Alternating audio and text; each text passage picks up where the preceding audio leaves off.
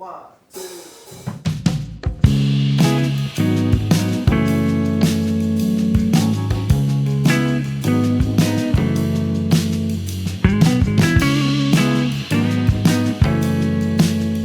I created the Fowlerwood sessions because I wanted the ability to produce music quicker than I had produced music in the past. My name is Jeff Fowler, and I'm an independent singer-songwriter, and like all independent singer-songwriters, I was looking for a way of exposing my music to the world, and the idea was to shoot the actual recording of the songs live, both for the energy, but also for speed, where I could produce music on a more rapid basis than simply assembling original songs one instrument at a time, one overdub at a time, and building the infrastructure where I had musicians and a filmmaker and dates set, and the pressure to actually have the material ready for those dates meant that I could get the music out on a more organized schedule, and it had the advantage of instant music videos. And what I really like about the work that we've done on video is that you actually see us performing. I actually think that having video around while we're making music encourages a certain amount of spontaneity and a structure around the experience that I think has actually been really helpful. It did take quite a while to get used to the idea of being on camera and also exposing yourself the way we're exposing ourselves online. But once I got over that hurdle, it has worked in the sense that many more people out there who had never heard of me now know my music and where to get it. I do find when I talk to people that what they're most interested in is the idea that I would set these sessions up and put on calendar, and it would pressure me to actually have my work done. There were a few times in particular where I had a session scheduled where I had committed to recording 4 original songs that I hadn't written yet. And it was a great way of making sure that I got those songs written and ready in time for the session. Another benefit of making music that way is that you keep the interest of your musicians. Players were excited to come and play because we weren't spending a bunch of time doing intricate overdubs where they were alone. We were actually in a room, playing live, trying to capture it in the first few takes. And that was a real benefit not only for the musicians' morale, but also the output, because a lot of the songs have a live flair that is just not possible to capture when you're recording one instrument at a time.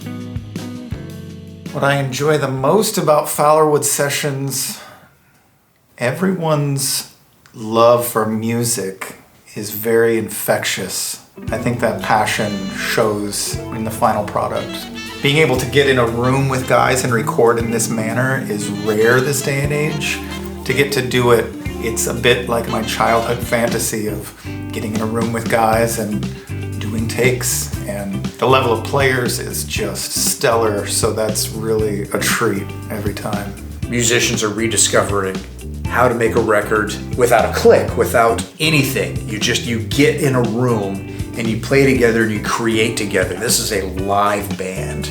We're not concerned too much with technicals like this instrument bleeding into that mic or whatever. The greatest records ever made have all sorts of technical errors in them with bleed and everything, and you realize that was really just part of the sound. That's what made them. It was the organicness of it.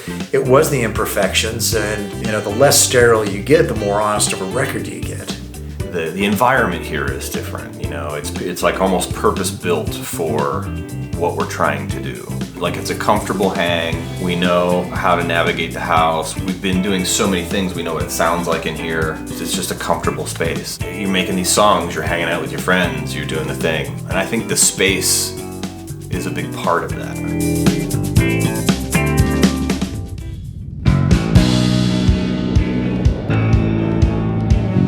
In selecting the cover songs, I start with ones I want to play.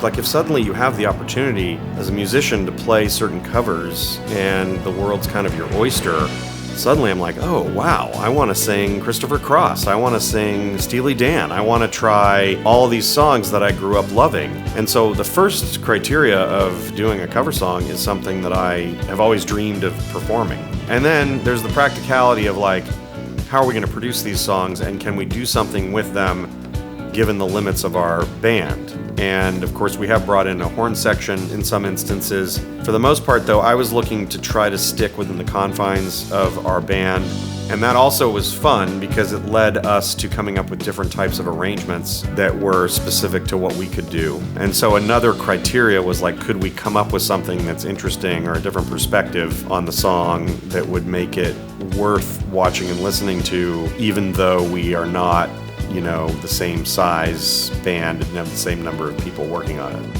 One of my favorite things about the songs of Fowlerwood are just the range of song choices from different bands, different artists, different eras, and then the amazing original songs thrown into the mix as well.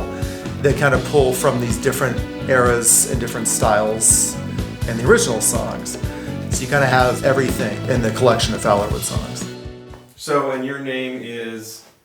I get really invested in all of it, you know.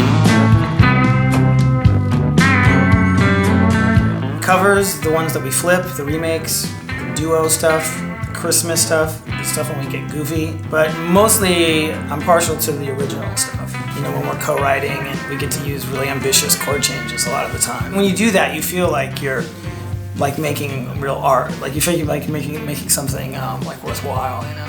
So working with Wes depends on the song, the extent to which I have a fully developed song that he then helps me produce, or others where I bring him less developed ideas and the two of us collaborate on them together. But it's always been a real fun experience and a real joy to put his and my skills together.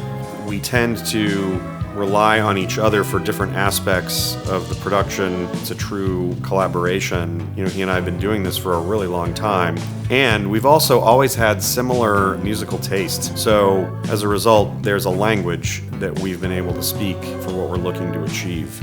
And it's really great to have him. I mean, his guitar playing is just out of this world. And so to have someone with that level of chops available, you know, is a real luxury. Embrace the stink.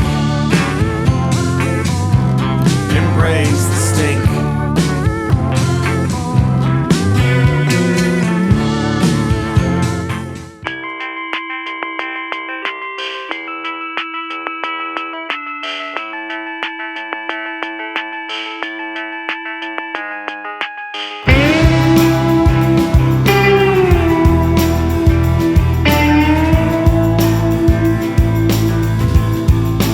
You know, I've had people say to me, oh, your friends got together and you guys formed a band. And that's actually not how it has come about. The reality is that each of these people are in-demand session musicians who all happen to know each other and who are willing to join this group.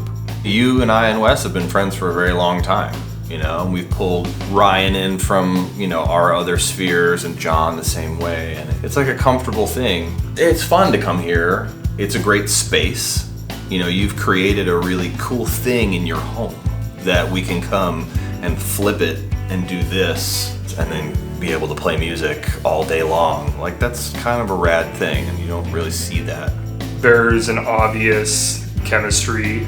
People care, and there's a lot of passion behind it. Everybody's genuinely friends, and it makes for really fun days, and you know, makes my job easier because what happens on camera is so drastically different every time, and the fun that happens in real life translates over into the videos.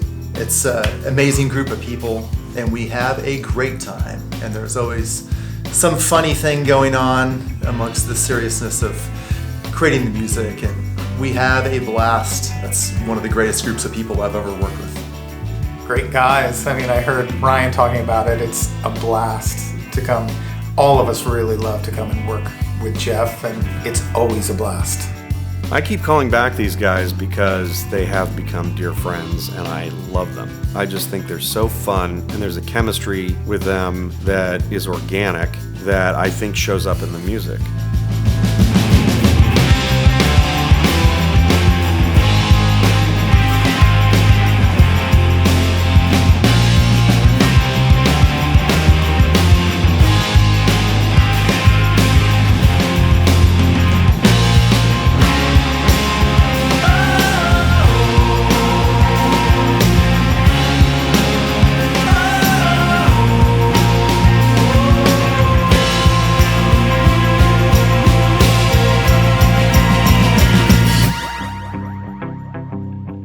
I'm really excited to release the Fowlerwood Sessions Volumes 1 through 3, which is a compilation of all of the songs that we've produced over the last 2.5 years. And I really wanted to give everyone a chance to have more of a listening experience with these songs.